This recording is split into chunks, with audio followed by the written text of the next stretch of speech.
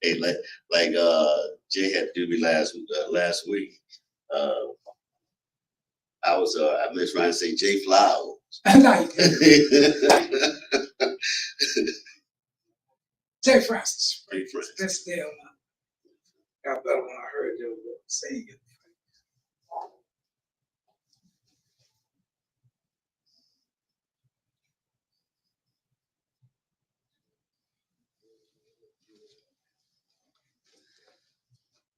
For the makeup at? You said where makeup on? Yeah, don't we supposed to get makeup, Mr. Gary? Okay, y'all live whenever y'all ready to start. Okay.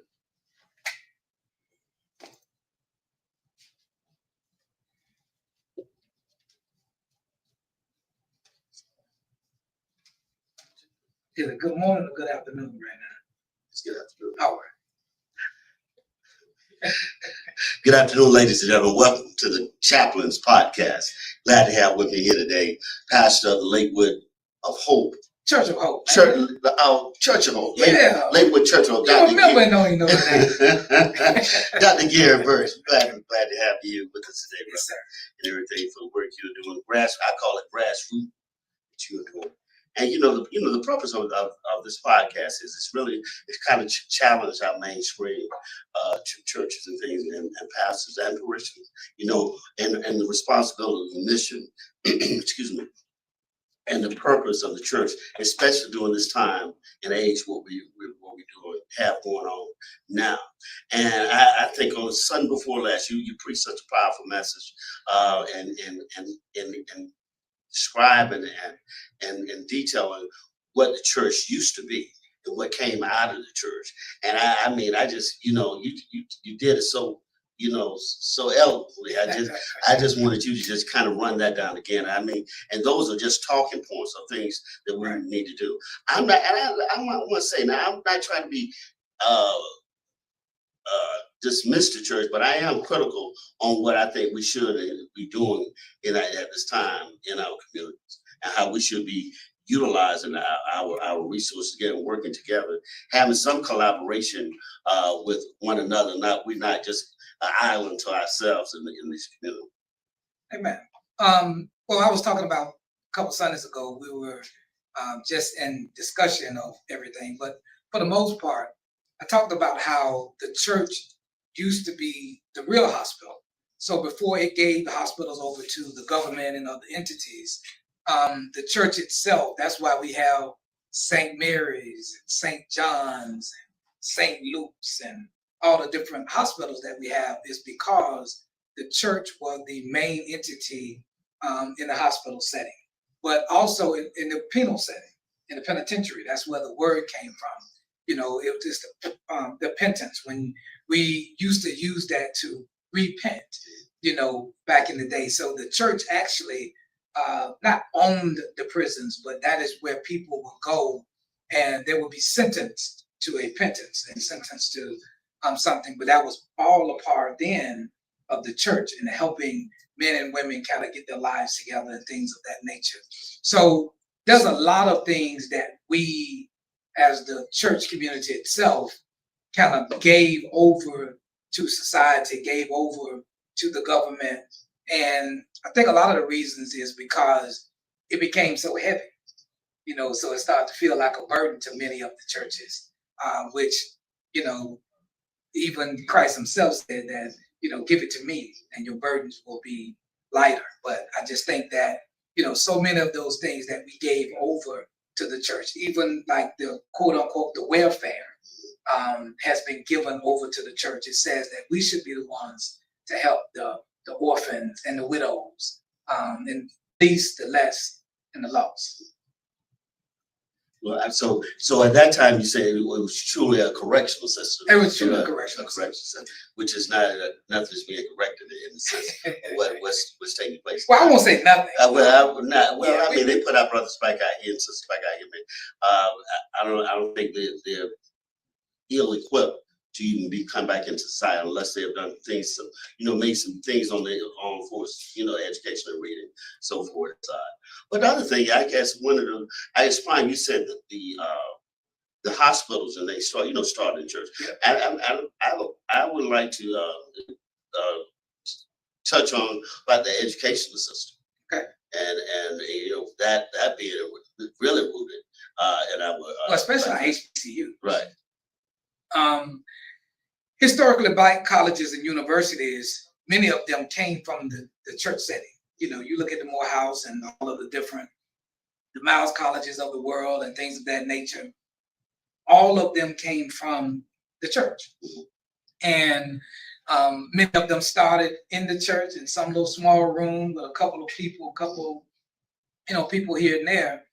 But we knew at that time, especially as African Americans, black, colored, Negro, whatever we were called at the time, we knew that we couldn't go to predominantly white university and get education. So we said, well, we'll educate our own.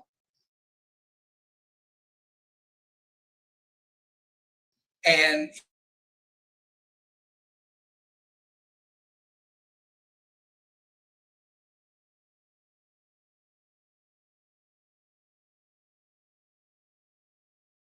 not all, but to some. Well, okay. To some, I guess. Yeah, Okay. It didn't That's kill like, us. well, I mean, it didn't kill us, but I mean, first of all, it's the miseducation Absolutely. that is taking place, and they're not trying to correct that miseducation. They're not going to do, and I think that's why it's critical at this point that we kind of take back over our education and bring that back into the house and everything, and that's where the collaboration comes in with other churches. I mean, small church. I know they can't start the school. I mean, but you can start small and you build up. I mean, and everything. But I mean, there needs to be conversation on what we're doing next. We already see what's taking place in the Department of Education. It's nothing new. I mean, this system has been spinning out for a minute now. Yeah. So I mean, when are we going to stop waiting for the government to solve our problems and not starting to resolve some of our issues within? Well, that's the beauty, and I think where we are right now. I am no fan of this administration by no stretch of your imagination. Though I think that because of things like this, and because of administrations like this, it gives us the wherewithal and the right to go back and to re-educate ourselves, re-educate our children, and re-educate our communities. Because what's happening is that we are now seeing, books and art, and so many different things kind of pulled away from shelves and pulled away from museums and pulled away from schools. And when you start to look at that and you start to see how so many different things throughout history, you look in the late 1920s and the rise of Hitler and how the first things they did was start to attack the libraries. And then they start to disenfranchise a people. And then they start to misinform the community and society. Then they start to, so we're looking at literally the same fingerprint, the same ideology as we saw in that great rise over in Germany. Right. And when you start to look at it, if you go back, there was a rally in New York City, Madison Square Garden. I think it was in 1929. Don't quote me on the date, but if you look up the Madison Square Garden rally, the title of the rally was "Make America Great." That's the title of the rally. It's in the late 1920s, early 30s, before the ride. It was during that time, but they sent 15,000 German people here to be a part of that rally. They sent them here before to be able to start that nationalized thing. But if you look it up, and it's still on YouTube right now, they hadn't taken it down or anything. But when you look it up, it just let you know that the title of it was to make America great. Wow. Not again. Not again. Yeah, we started that over. We started that one over.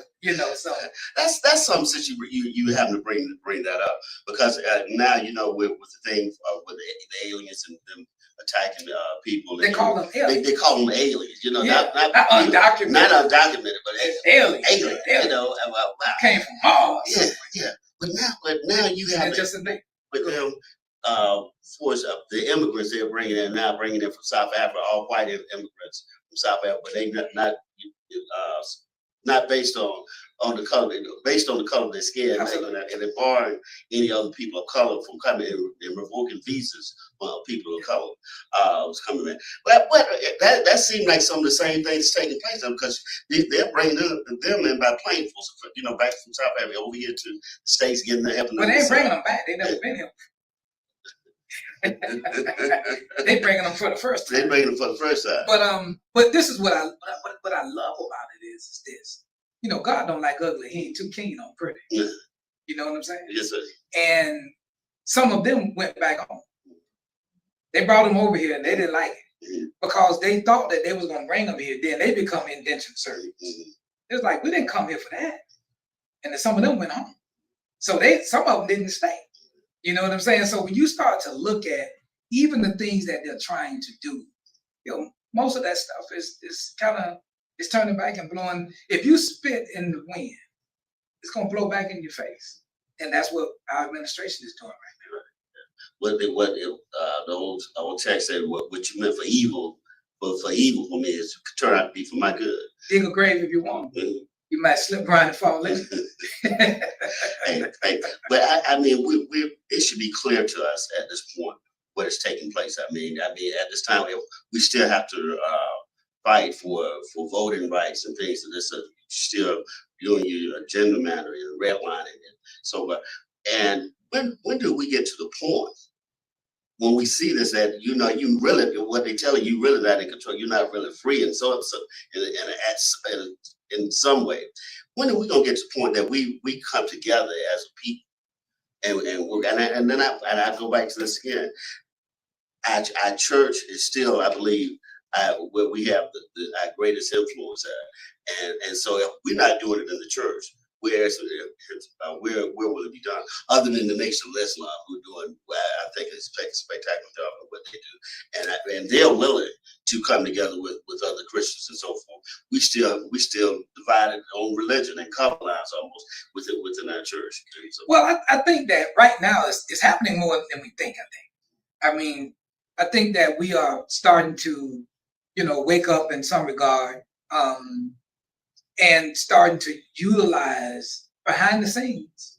We're utilizing our influence for good, meaning we're starting to look at things and say, hey, listen, what you think and believe has nothing to do with what I think and believe necessarily. Yeah. But we have some common goals that we can go after together. And I think those things are happening more than we realize because we don't have a choice. Right. That's just like the SNAP benefits, right? We were talking about this kind of offline at church, and I asked a couple of my members, I said, hey, I know a couple of my members on SNAP. I said, are you okay? It was like, yeah, we're fine. And the reason that they're fine is because we know how to put a pot of beans together and some rice and feed the community. So we don't have to worry about just the idea of someone receiving certain benefits in order to survive. On the other hand, many voted against their own good, own thoughts and their own, they voted against themselves because many of these things that they thought was for others really was just for others, right. Meaning they are other too. They just don't realize it. See, you got black, brown, and poor. That's how this thing is a caste system. It's not a color system. It's just that when you start to look at black, brown, and then you start to look at poor, all that is a caste. And it's set up that way. And for some reason, the poor, the other poor, didn't understand that they are a part of that caste system. But, it's one thing to try to hurt me, but it's another thing to actually hurt yourself, right. Trying to hurt me. Yeah, it's like a lot of misinformation. Yeah. With things. I always get tickled when we talk about Obamacare, and people act like it's really Obamacare, but it's really Affordable Care. Affordable Care. Yeah, Affordable Care. I mean, so you turn down something because they put his name on it, so they spin it. But you do it. You're going against self. Yeah, And but they didn't, a lot of them didn't turn it down. A lot of them had it. A lot of them have affordable care. But they think that if we vote this person in, they're going to make this care better, right? So what they're finding out, they're trying to strip this care away, period. And the reason that this care is not as affordable as it could be is because so many states turn down the funding. So the more the state turn down the funding, the more the care itself becomes higher. Because the more they receive the funding, the less that it will be. So they sent the money back to the federal government that was there for the Affordable Care Act. They wouldn't take it. So those states then, even when people have affordable care, you got doctors' offices and other places that say we're not going to accept it, right? So if they don't accept it, then it makes it harder for those who have it to receive the care that they need, which drives the cost up. But you know, the great thing about it, they still haven't destroyed it. And one other thing about it, once they start to realize more and more that they looking for something in someone that they'll never find. You know, it's the grass is greener on the other side of that fence kind of theory. Well, let me get back to my area of expertise with Okay. church, because I'm not much in politics. I watch what's going on, but my emphasis is still on what we should be doing as a people, as the church, and everything. Because and I still point to the edge of the education side, because all of us going to start with education, Yep. and everything. And I think we need to be more intent, more intent on what we're doing in our churches. I mean, I like the small groups that you have, and things and come together and conversate that you have. Also, the I think one way to do things also is to our people are, you say our people pass for lack of knowledge. Yeah. And and everything, but they pass from what they don't know and books they don't read, and so forth.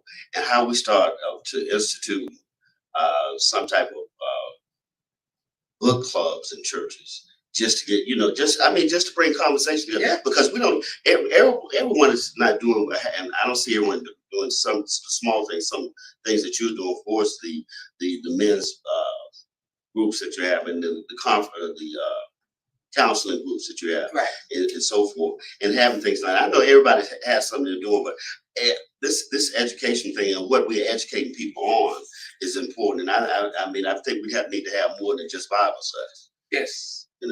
Everything. And while I'm on it, I'm gonna let you speak on that, but then I want to get to what you all are doing with the Justice Project. Okay. So when we do get together, we have men meeting. What we try to do is we try to see where we are, as men, and we try to figure out, how can we support one another in this, and not only the outside support, but the inside support. What do we need help with the most? And I think oftentimes we wouldn't say it in passing. We won't say it at church, but we will say it when there's a group of men together and they feel that this is a safe space and a safe place. And in that, we figure out that, we all kind of suffer with some of the same things. Yeah. And we figure out that we all, as we said, we all sick. Yeah.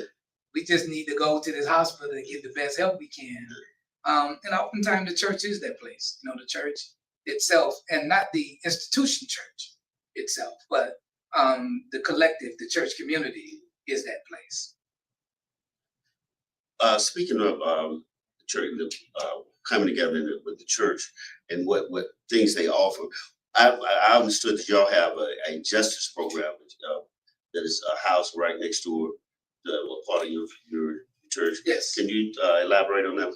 Well, a couple of years ago, the Prison Fellowship had us, kind of on their books to do what's called administer justice. And what we do is that we look at people with, just some simple things that are nonviolent, not criminal stuff, but a lot of those things that hold people kind of back. like certain child support issues, certain like if you can't get your driver's license and things of that nature. So what we did was we kind of joined Prison Fellowship in the administered justice. So once a month, every first Friday, every first Saturday of the month, we are there, 1766 Lakewood Avenue, Atlanta, 30311, 30315. I'm sorry, I'm giving my zip code. Zip code, obviously. Yeah, but same address, 1766 Lakewood Avenue. But what we do is we look at how, for $30, how we can help you with some of those smaller issues that you may have, that some people don't have the money to go to a regular attorney, to sit down and to get, help with. Well, that's where administered justice comes in. And we've been able to help hundreds of families and individuals, with cases that otherwise they would not have been able to get the help with. Dr. Burks. Yes, sir. Could you just, kind of share? I don't want to put you on the spot. I kind of share your background. But one thing you've been doing ever since I've known you, you've been going into the prisons, yes, and so forth, and working with those. And you have a unique background yourself. I mean, and we used to say people a jack of all trades and master of none, but you master something. I got a couple of masters. You got a couple of masters. I got a couple of masters. Yeah, you have a couple of masters. You're not just a jack of all trades. You mastering something, brother. Yes. And man, I appreciate what you're doing. I mean, and everything within the community. I'm hoping more can collaborate with you in what you're doing also. But did I have a question coming? No, yeah, I did ask, but just can you elaborate on just where I come from? Yeah. Okay. Yeah. So you want me to give a little bit of my background? Right. Story? Yeah. Oh, that's what you're talking about. Just say that. Yeah. Tell a joke of your story. Believe it or not, my doctorate degree is in storytelling, and what it is that how to facilitate stories inside of your own self, really, and how you do it in community. Because how we tell a story is how we see the story. Okay, so I'm a little small poor kid from a little place in Florida, Belglade, Florida. We call it the Muck. It's as dark as this background right here, the soil is. And growing up, I always, because I was the only child, the only grandchild, many people say I was spoiled. The reason I was spoiled because I had haircut and clothes. We didn't have no money. Right. But I was clean and I looked decent. So, they consider that being spoiled back then. And I guess if you want to say it, I guess I must have been. But anyway, long story short, I grew up, got an opportunity to play a little football in high school in that community, in which football in that community is like the NFL on Friday nights. Everybody loved their football in Belgrade. Well, I got a chance to go off to college, went to Alcorn State University, my first year out of high school, 1986, and Thanksgiving came. We're almost in the Thanksgiving season right now. Well, that week of Thanksgiving, I called my mom and I was excited because I had been there since June, late June, because that's when football practice started, at the end of June, and you going into the season. So I'm there before everybody come on campus. So we've been there a long time, feel like it. It's November now. It's time to go home for these, 4 or 5 days. And my mom said, I can't afford to send for you now and then turn around and send for you for Christmas. I'm like, what do you mean? That was the first time I had ever been away from home that long. Long story short, we stayed up there, had to go to Hattiesburg, Mississippi with a young lady and her family named Sybil Arrington. I don't know what Sybil is right now, but I heard she was on television back in Mississippi somewhere. But we went home for Thanksgiving with them, my friends and I. It was 3 of us there, 4 of us actually. And I realized that I was poor. I never knew I was poor. I knew I wasn't rich, but I didn't realize I was poor. Not just poor, I was poor. And so I transferred from there, went to Jacksonville State University. I got kicked out of Jacksonville State University for starting a fight, a race riot. I didn't start it, I just helped with it. So I slipped over that one. I'm part of it now. And then because at that time, that was the first time I really found out who Minister Farrakhan was. There was a brother named Aaron that was from Chicago. He was the RA in my dorm. And we had these cassette tapes. And I would hear him listen to these cassette tapes. And this, whoever it was on the other end of it was a great orator. And I just loved what he was, kind of talking about. So I kind of didn't become a part of the nation, but I was definitely influenced by it. Well, ended up being kicked out of Jacksonville, went home for a little bit, and went back off to school to Miles College over in Birmingham, Alabama, another historical Black college and university, same as Alcorn. And when I got there, I made a decision. I said, either I'm going to stay here and graduate from school, or I'm done with school. So I did. I graduated in 94. But during that time, I started selling drugs because I was the poor kid. And I said, I need to figure this thing out. And I looked at, economics, supply and demand. When the supply is low and the demand is high, the prices go up. So I said, shoot, I'm going to use my economic curve. Start going back and forth to Florida, doing a little small time hustling. Really, the first time I really did something, I made about 10 grand. So, for a poor kid, that's hard to stop. Before I left Birmingham, Alabama, the federal government would consider me a kingpin, because if you are dealing with or moving so much weight, they would consider you a kingpin. So I got robbed one evening from a guy that I knew that was from Detroit, and I looked for him for 30 days to kill him. And that's what got me to Atlanta, Georgia, because I said, I remember the prayer after, that searching for him. And I prayed, I said, God, if I ever get consumed with killing a man, just take me out of the streets. And that was my prayer. And whatever reason, that prayer came right back to me after about 25, 30 days of looking for this gentleman. Well, I went home, told my wife, my girls, hey, listen, get ready to move to Atlanta, figure it out, and then you guys can come later. So I moved here in 1998, 97, and my wife and kids came in 1998. Been here ever since, of course. Well, along that journey, after being here almost 3 years, I got picked up and found out that the U.S. Marshals had a hold for my arrest. So I ended up going away doing some federal time right here in Atlanta, right at, the federal camp right next to the big house here in Atlanta, the federal pen. And, my wife don't like to hear me say this, but I say it was really for research as much as it was to, to sentence me, to have me to look at what I've done and all of that. But I had already, kind of corrected that on my own, really. Time had corrected that for me. But I went, I did my time, came home in 2001, 2007. I was getting ready to move back to Florida to start a ministry there for young men. And God said, nah, not yet. And then I went to seminary school at McAfee School of Theology in 2008. Ended up getting a full scholarship. Our good partner, Reverend Sean Smith, would say that I stole, 2 degrees from Mercer University. Mercer University. No, not just anywhere. Mercer University. Yeah, so I got my master's and my doctorate from Mercer University. So that's where your passion have come from for his prison ministry. Yes, sir. I mean, I never heard the full story. I know it. That's why I had to tell you. Very similar, very similar. I won't tell mine today, but very similar background, man. But in this process, I mean, you did what you did within your own life. You went through a deprogramming and a reprogramming. I did.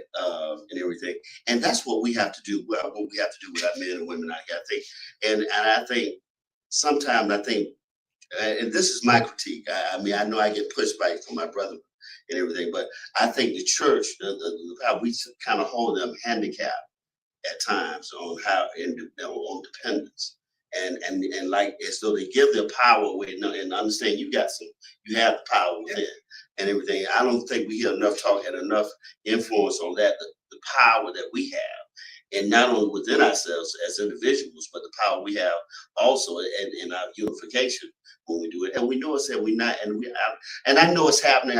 There are different bodies or movements of work that are out there. It's not huge. It's not huge. Yeah. It's not huge. Now, it's not like it's happening everywhere all the time. Right. I think in pockets it's happening. I think in this administration, it's gonna happen a lot more because we're not gonna have a choice. I think that time and circumstances is forcing this upon us.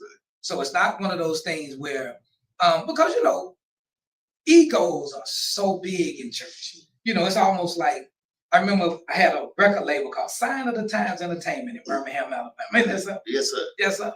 I was trying to get out the streets. Okay. Sign of the Times Entertainment. Look it up, Gary Burke over in Birmingham.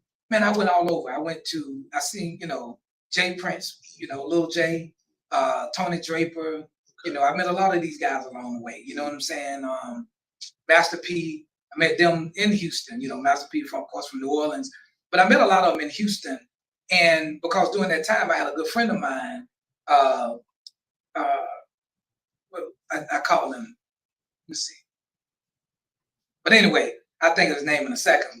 But Greg Street and a lot of the personalities around hip hop and everything else, I got a chance to meet them. Lonnie Mac got a chance to meet them through Lonnie Mac. He was one of Ghetto Boy's first DJ, whatever. Okay. And Lonnie Mac was in the radio, did all kind of stuff.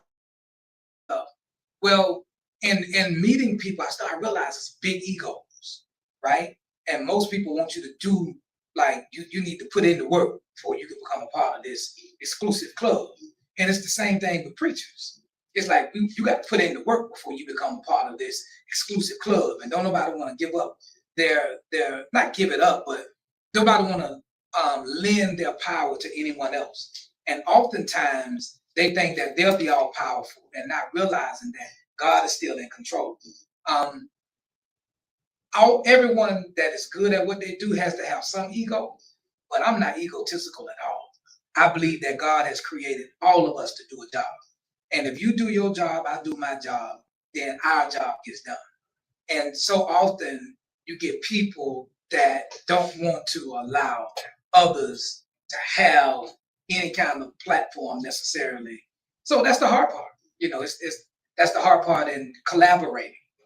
But you mentioned the minister and everything, and most black preachers scared to mention his name. Man, I love it. Yeah, I love to this day. To this day, yeah. Yeah. I started. Now I don't think. Now I'm gonna tell you what's funny. So the only reason that I did not become a part of the nation, I knew some beautiful white brothers and sisters that had in my life that had actually leaned in and helped me. I was just sure I love you for who you are, and I want to help you. And I just couldn't hate all white people. Right. You know what I'm saying? Now I saw the damage that a lot of white brothers and sisters had put upon us, but I just couldn't quite lean into that. But yet and still, that didn't mean that everything that the minister was saying was way out there. No. Because now you look at it and his brilliance is even more brilliant. The more we see administrations like this come and form and become what they've become, it's just let you know that he's still a genius. Right. He's still a genius, even at his age. Right. Minister, I started listening to the minister in the mid-'80s, everything, and I've always followed. I never came part. I go to the mosque. I would go to the mosque after I leave church. Yeah. And go over to the mosque on MLK when I was living here, going to seminary. And there, and funny, when I was in Chicago, I never made it to the mosque. Never made it. I was in the military there. Oh yeah. So I bet that. You have enough trouble anyway. Yeah, I have enough trouble. You have enough trouble. You don't need that trouble. I need that trouble. But I mean, I've always followed the minister. If I catch him, I always was able to catch him in different spots, and just it's something to be able to just sit someone and somebody can hold your attention the entire 3 hours, and you not move. And you're not moving. And he's not reading off anything. No. Yeah, it's not scripted. No, it's no. Yeah, I mean, brilliant. That's why I say brilliance, man. Yeah. It's it's amazing. You saw, and there's very few people that I've met that I can honestly say that is as brilliant as the minister. For someone who I think someone needs to be studied because when I've listened to some preachers, you know, and they act as though they're bringing new information, and they're not bringing it. And what they're doing is trying to retell correct a story that's been told wrong, and still trying to spin it out. But I mean, sometimes you have to go to the root. But you were saying, what you were speaking about egos, and one of the things that I like about how the the nation is set up is that everybody is a student minister. Yeah. Yeah. Therefore, you always, man, you're not quite a. I mean, you can be a brave student member, but you're still a student minister. So it says something. So you just the title itself. Yeah. It says student. She was a student member. So you're always a student, regardless where you are in that structure. You're a student minister. That's right. And everything, but they have their rankings and so forth. And I mean, and the thing is, it'll need to be. They are not. They want. They will. You can become a part of them, but they will allow you to work with them and get them. Like you don't just have to be. You say you that you follow them, but you never did join because of Yeah. that. I wasn't quite there. I was there, but I wasn't quite Right. And I never joined. I never joined, but I always, like I said, I always been a part. I always said I have the booster tapes, the CDs, and so forth. And I mean, it's just something to go back and study those different things that they put out. And they have a number of books out now. This book I have sitting here. I think for even what's going on, how white folks got so rich. It's an untold story about American white supremacy. They had a 400-year head start. Yeah, and so this book is an easy read. And everything. And I happened to be listening to 19 Keys right before I came, and he was with the black farmer John Board. And everything. I think he has land up around Virginia where he's been farming. He told the history and the backdrop, how he had to go about his land and how, the government, buy out farmers and died farmers, and they explain, also about the lack of financing for black farmers, even Right. and everything, and how that struggle has been. They're still doing the same thing in the process. In part reason, they're still doing the same thing for its land and trying to tax people out of the land, and finagle people out of the land. And we're still at a land crunch, I think, for us. And we're not. And that's the other thing for us. We have some organizations. Like when I say an organization, I'm talking about affiliations with churches where we have land, and instead of holding on to land, we're looking at selling land. And in that vein, do you think that we're at a place that we need to be selling off land now of any sort? Well, the one thing we know for sure is they can't make any more. That's right. You can't make no land. I mean, unless you go over to Dubai and they bring it out the ocean, you put that sand on top of sand on top of sand and bring a city or a country out of it. But the reality of it is no, I don't believe in necessarily selling the land. Unfortunately, we've had a lot of it taken from us too. Eminent domain, so many different things have allowed people to take our land. Now the other thing is that we also get an opportunity to look at, what happened in Tulsa, Oklahoma, what happened in Rosewood in Florida, what happened in Carolinas and Wilmington, so many places across the United States. When we see that, we start to know that there's a reason why that head start is where it is. But when you start to think about land itself and you start to think about the importance of it, I think that, let's go back a little. So all the richest people all over the world have one thing in common, only one. And what you think that is? Richest people all over the world have only one thing in common. What is that? Real estate. Real estate. They got one thing in common. Mhm. They come from different backgrounds. They got all kind of different, ways that they receive their funding and everything else. But they got one thing in common, and that's real estate.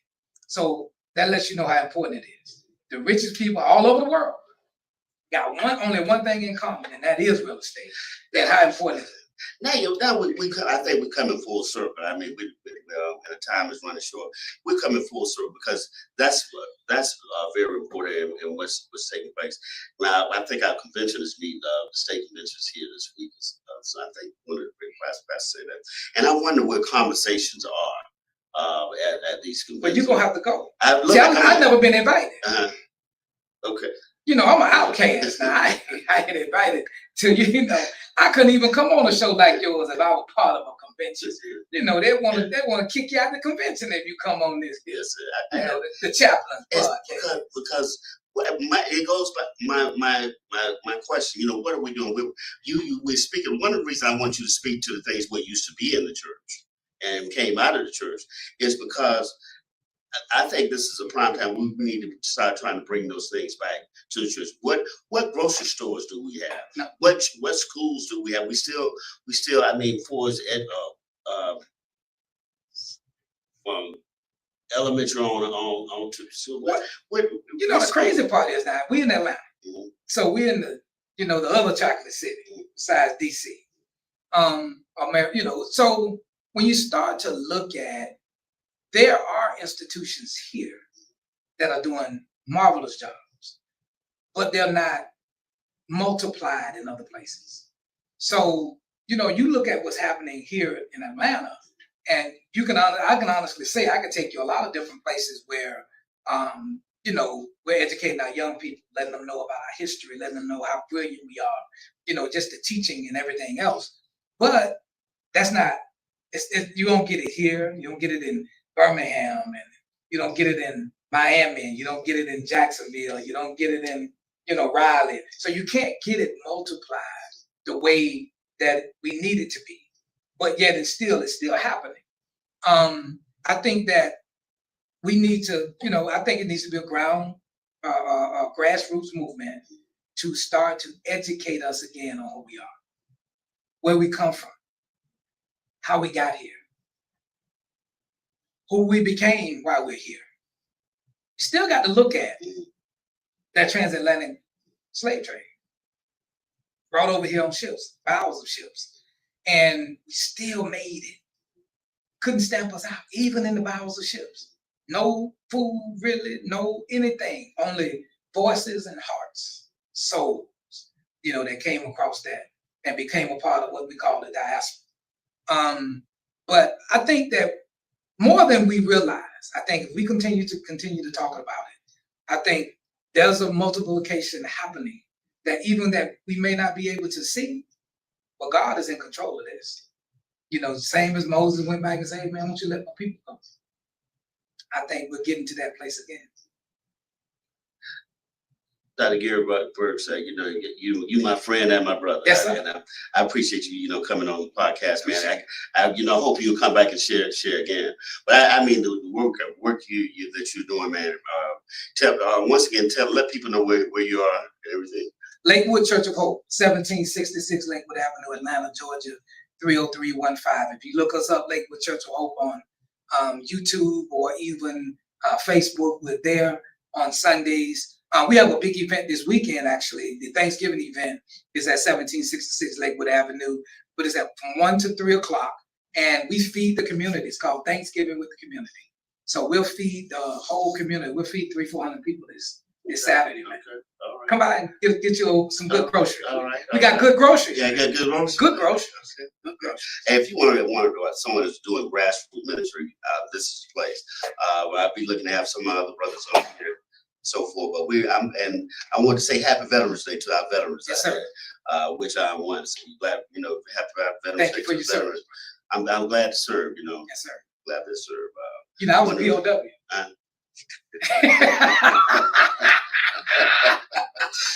You're not gonna explain that one on the show. It's quick. Ronald Reagan said there was a war on drugs, and I got locked up because of it. So I was a prisoner of war. All right. That's it. Thank you, ladies and gentlemen. Welcome to the Chaplain's Podcast. Thank you for listening in. Thank you for having me.